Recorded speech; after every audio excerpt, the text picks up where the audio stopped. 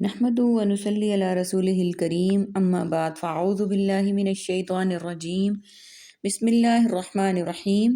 سورہ شورى کی آیت نمبر 44 سے آج کے سبق کا آغاز کریں گے۔ رب اشرح لی صدری ویسر لی امری واحلل عقدۃ من لسانی یفقهوا قولی رب زدنی علما رب زدنی علما رب زدنی علما۔ اللہم فقہنا فی الدین اللہم فقہنا فی الدین اللہم فقہنا فی الدین۔ اعوذ باللہ السمیع العلیم من الشیطان الرجیم من حمزہ ونفخہ ونفثہ۔ ومن یضلل اللہ فما لہ من ولی من بعدہ، اور جسے وہ گمراہ کر دے اللہ پھر نہیں ہے اس کا کوئی دوست اس کے بعد۔ وَتَرَى الظَّالِمِينَ لَمَّا رَأَوُا الْعَذَابَ، اور آپ دیکھیں گے ظالموں کو کہ وہ سب دیکھیں گے عذاب کو۔ يَقُولُونَ هَلْ إِلَىٰ مَرَدٍ مِّن سَبِيلٍ، اور وہ سب کہیں گے کیا دنیا میں واپسی کی طرف کوئی سبیل ہے۔ وَتَرَاهُمْ، اور آپ دیکھیں گے انہیں، اور جسے اللہ گمراہ کر دے پھر نہیں اس کا کوئی دوست اس کے بعد۔ اور آپ دیکھیں گے ظالموں کو کہ وہ عذاب کو دیکھیں گے تو کہیں گے کہ دنیا میں واپس جانے کی کوئی سبیل ہے، اور آپ دیکھیں گے انہیں یعرضون علیہا خاشعین من الذل، وہ سب پیش کیے جائیں گے اس آگ پر سب جھکے ہوئے ذلت کی وجہ سے۔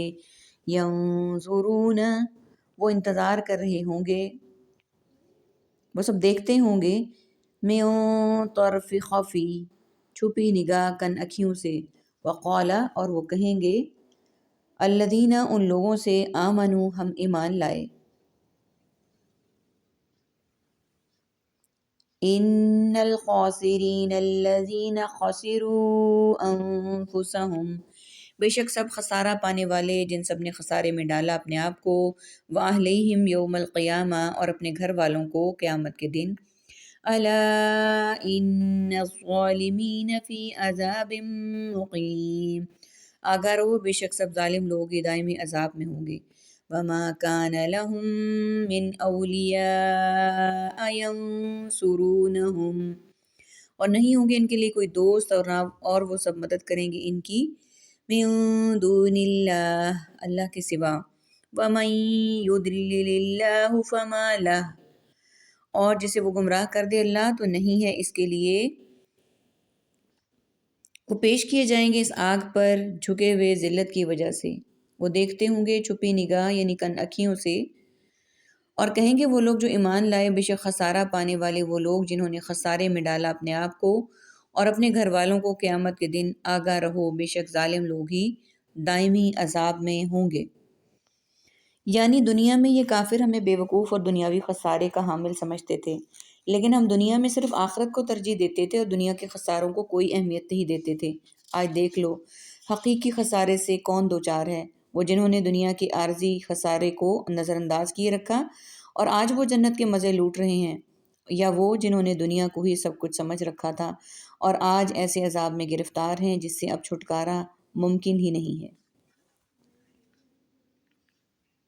اور نہیں ہوں گے ان کے لیے کوئی دوست کہ وہ ان کی مدد کریں اللہ کے سوا، اور جسے اللہ گمراہ کر دے تو نہیں ہے اس کے لیے من سبیل، کوئی ہدایت کا راستہ۔ استجیبوا لربکم من قبل ان یأتی یوم لا مرد، تم سب دعوت قبول کر لو اپنے رب کی اس سے پہلے کہ وہ آ جائے دن کوئی ٹلنے کی صورت نہیں، لہو، اس کی، من اللہ، اللہ کی طرف سے۔ ما لکم من ملجأ یومئذ وما لکم من نکیر، کہ وہ آ جائے وہ دن جس دن ٹلنے کی کوئی صورت نہیں اس کی، اللہ کی طرف سے نہیں ہوگی تمہارے لیے کوئی جائے پناہ اس دن، اور نہ تمہارے لیے گناہ سے کوئی انکار کی صورت ہوگی۔ فَإِنْ أَعْرَضُوا، پھر اگر وہ منہ پھیر لیں، فَمَا أَرْسَلْنَاكَ عَلَيْهِمْ حَفِيظًا، تو نہیں ہم نے بھیجا آپ کو ان پر کوئی نگران۔ إِنْ عَلَيْكَ إِلَّا الْبَلَاغُ، نہیں ہے آپ پر یعنی آپ کی ذمہ داری مگر پہنچا دینا۔ وَإِنَّا إِذَا وَإِنَّا إِذَا أَذَقْنَا الْإِنسَانَ مِنَّا رَحْمَةً، اور بے شک ہم جب مزہ چکھاتے ہیں انسان کو اپنی طرف سے رحمت کا، فارحہ وہ خوش ہو جاتا ہے، بہا اس پر، اپنے رب کی دعوت قبول کر لو اس سے پہلے کہ وہ دن آ جائے جس کے ٹلنے کی کوئی صورت نہیں اللہ کی طرف سے، نہیں ہوگی تمہارے لیے اس دن کوئی جائے پناہ، اور نہ تمہارے لیے گناہوں سے انکار کی کوئی صورت ہوگی، یعنی جس کو رد کرنے اور ٹالنے کی کوئی طاقت نہیں رکھے گا، یعنی تمہارے لیے کوئی ایسی جگہ نہیں ہوگی جس میں تم چھپ کر انجان بن جاؤ اور پہچانے نہ جا سکو یا نظر میں نہ آ سکو، جیسے فرمایا یقول الانسان یومئذ عن المفر کلا لا وزر الی ربک یومئذ للمستقر۔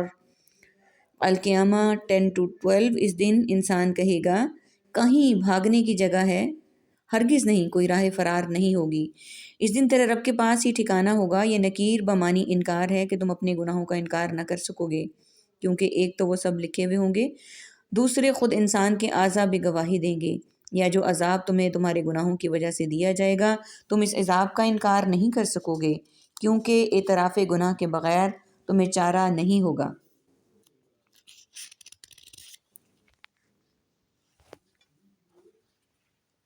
پھر اگر وہ منہ پھیر لیں تو ہم نے آپ کو ان پر کوئی نگران بنا کر نہیں بھیجا، نہیں ہے آپ کے ذمے مگر پہنچا دینا، اور بے شک جب انسان کو مزہ چکھاتے ہیں اپنی طرف سے رحمت کا تو وہ خوش ہو جاتا ہے اس پر۔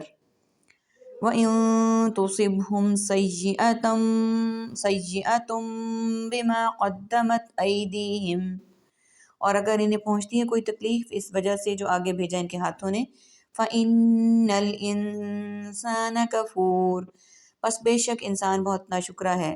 لِلَّهِ مُلْكُ السَّمَاوَاتِ وَالْأَرْضِ، اللہ ہی کے لیے ہے بادشاہی آسمانوں کی اور زمین کی، يَخْلُقُ مَا يَشَاءُ يَهْبُ لِمَن يَشَاءُ، وہ پیدا کرتا ہے جو وہ چاہتا ہے، وہ عطا کرتا ہے جس کو وہ چاہتا ہے، لِمَن يَشَاءُ إِنَاثًا وَيَهَبُ لِمَن يَشَاءُ الذَّكُورَ، وہ چاہتا ہے بیٹیاں اور عطا کرتا ہے جس کو وہ چاہتا ہے بیٹے، او یزوجہم ذکرانا واناثا، یا وہ ملا کر دیتا ہے انہیں بیٹے اور بیٹیاں، ویجعل من یشاء عقیما، اور وہ کر دیتا ہے جسے وہ چاہتا ہے بانج، انہ علیم قدیر، بے شک وہ خوب علم والا بہت قدرت والا ہے۔ وما کان لبشر ان یکلمہ اللہ، اور نہیں ہے ممکن کسی بشر کے لیے کہ وہ کلام کرے اس سے اللہ، اور اگر انہیں کوئی تکلیف پہنچتی ہے اس وجہ سے جو ان کے ہاتھوں نے آگے بھیجا تو وہ سب احسان بھول جاتے ہیں، بس بے شک انسان بہت ناشکرا ہے۔ جیسے دوسرے مقام پر فرمایا لیس علیک ھداھم ولکن اللہ یہدی من یشاء، سورہ بقرہ آیت 272، اور فإنما علیک البلاغ وعلینا الحساب، رعد 40، اور فذکر انما انت مذکر لست علیہم بمسیطر، الغاشیہ 21 اور 22۔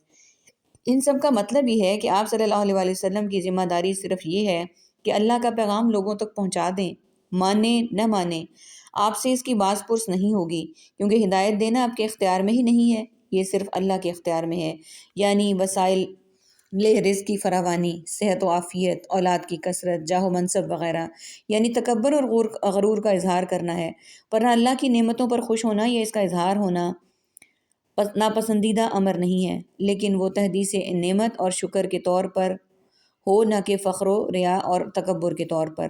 مال کی کمی، بیماری، اولاد سے محرومی وغیرہ، یعنی فوراً نعمتوں کو بھی بھول جاتا ہے، اور منعم نعمتیں دینے والے کو بھی، یہ انسان کی غالب اکثریت کے اعتبار سے ہے، جس میں ضعیف الایمان لوگ بھی شامل ہیں، لیکن اللہ کے نیک بندے اور کامل الایمان لوگوں کا حال ایسا نہیں ہوتا، وہ تکلیفوں پر صبر کرتے ہیں اور نعمتوں پر شکر، جیسا کہ رسول اللہ صلی اللہ علیہ وسلم نے فرمایا عجبا لامر المؤمن ان امرہ کلہ خیر وَلَيْسَ ذَلِكَ لِأَحَدٍ إِلَّا لِمُؤْمِنٍ إِنْ أَصَابَتْهُ سَرَّاءُ شَكَرَ، سَرَّاهُ شَكَرَ فَكَانَ خَيْرٌ لَهُ وَإِنْ أَصَابَتْهُ ضَرَّاءُ صَبَرَ فَكَانَ خَيْرًا لَهُ۔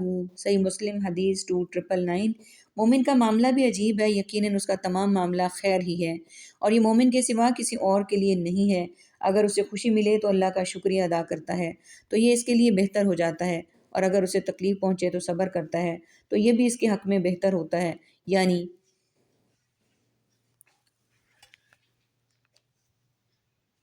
آسمانوں اور زمین کی بادشاہی اللہ کے لیے ہے، وہ پیدا کرتا ہے جو چاہتا ہے، جس کو چاہتا ہے وہ بیٹیاں عطا کرتا ہے، جس کو چاہتا ہے وہ بیٹے عطا کرتا ہے۔ یعنی کائنات میں صرف اللہ ہی کی مشیت اور اسی کی تدبیر چلتی ہے، وہ جو چاہتا ہے ہوتا ہے، جو نہیں چاہتا نہیں ہوتا، کوئی دوسرا اس میں دخل اندازی کرنے کی قدرت و اختیار نہیں رکھتا، یا ملا کر دیتا ہے انہیں بیٹے اور بیٹیاں، اور جسے چاہتا ہے وہ بانجھ کر دیتا ہے، بے شک وہ خوب علم والا، بہت قدرت والا ہے۔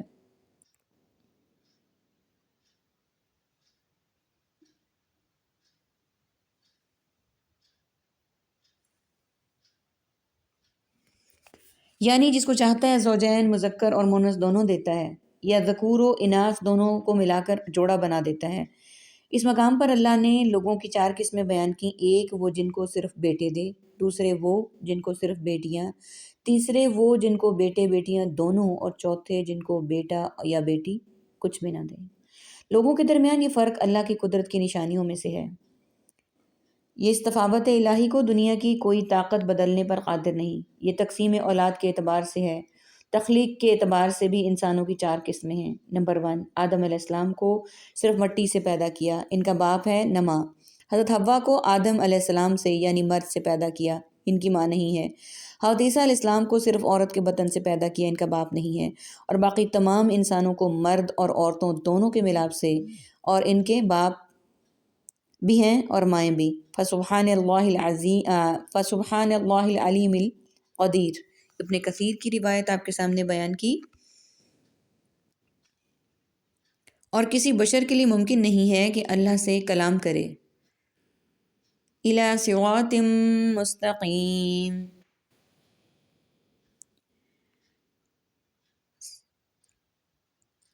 اور کسی بشر کے لیے ممکن نہیں ہے کہ اللہ سے کلام کرے، الی صراط مستقیم، سیدھے راستے کی طرف، صراط اللہ الذی، اللہ کے راستے کی طرف، لہ ما فی السماوات و ما فی الارض، جو کچھ زمینوں میں ہے اور آسمان میں ہے سب اسی کا ہے۔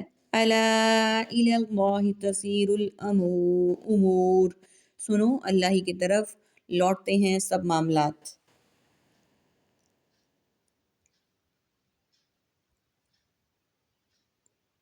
سیدھے راستے کی طرف، اللہ کے راستے کی طرف ہی جو کچھ آسمانوں میں ہے، جو کچھ زمین میں ہے، سنو اللہ کی طرف سب معاملات لوٹتے ہیں۔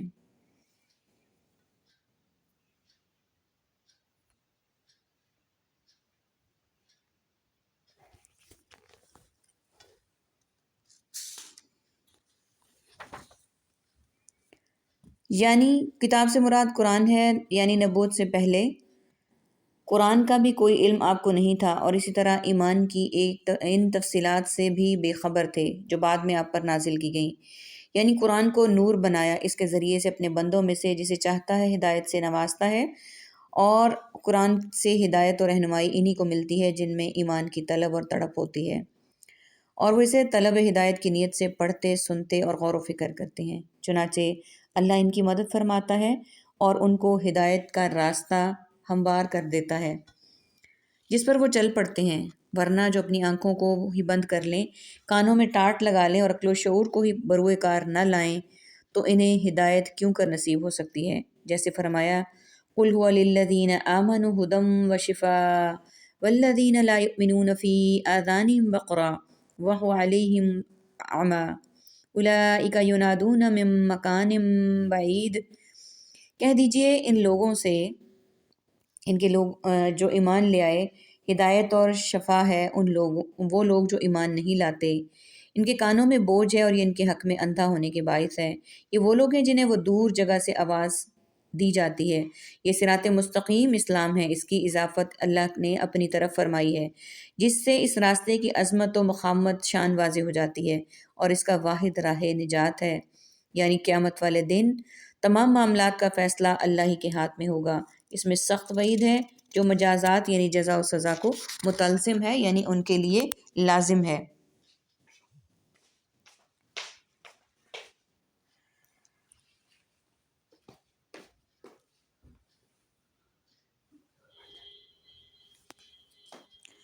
الا وحیا او من وراء حجاب، مگر وحی کے ذریعے یا پردے کے پیچھے سے، او یرسل رسولا فیوحی باذنی، یا ایک کہ وہ بھیجے کوئی رسول تو وہی پہنچاتا ہے اس کے حکم سے، ما یشاء جسے وہ چاہے، انہ علی حکیم، بہت بلند بہت حکمت والا ہے۔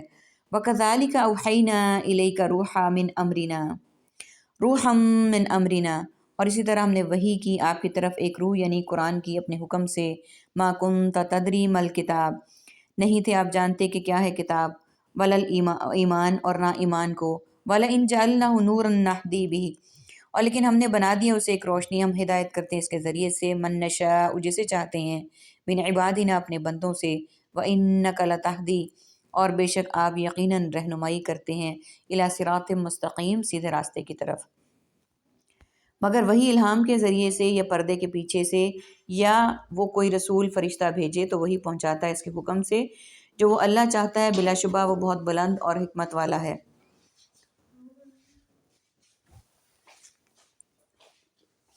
یعنی اس آیت میں وحی الہی کی 3 صورتیں بیان کی گئی ہیں۔ پہلی یہ کہ دل میں کسی بات کا ڈال دینا یا خواب میں بتا دینا، اس یقین کے ساتھ کہ یہ اللہ ہی کی طرف سے ہے۔ دوسری پردے کے پیچھے سے کلام کرنا، جیسے حضرت موسیٰ علیہ السلام سے کوہ طور پر کیا گیا۔ تیسری فرشتے کے ذریعے سے،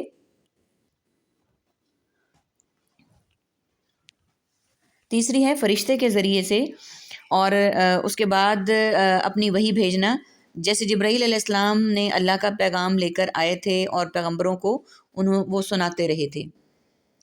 اسی طرح ہم نے وحی کی آپ کی طرف ایک روح یعنی قرآن کی اپنے حکم سے، آپ نہیں جانتے کہ کتاب کیا ہے نہ ایمان کو، اور لیکن ہم نے بنا دیا اسے ایک روشنی، ہم ہدایت کرتے ہیں اس کے ذریعے سے اپنے بندوں میں سے جسے چاہتے ہیں، اور بے شک آپ یقیناً رہنمائی کرتے ہیں سیدھے راستے کی طرف۔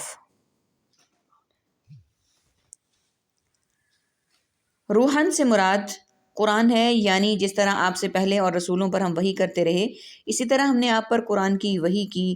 قرآن کو روح سے اس لیے تعبیر کیا گیا کہ قرآن سے دلوں کو زندگی حاصل ہوتی ہے، جیسے روح میں انسانی زندگی کا راز مضمر ہے۔ بہت ہی معذرت کے ساتھ آج آیت نمبر 51 اور 52 کا کچھ پارٹ درمیان سے اسکپ ہو گیا تھا، اس کو اینڈ میں ریکارڈ کیا ہے۔ امید ہے آپ سب میری اس معذرت کو قبول کریں گے۔ وآخر دعوانا ان الحمد للہ رب العالمین، سبحانک اللہم و بحمدک، نشہد ان لا الہ الا انت، نستغفرک و نتوب الیک۔ السلام علیکم ورحمۃ اللہ وبرکاتہ۔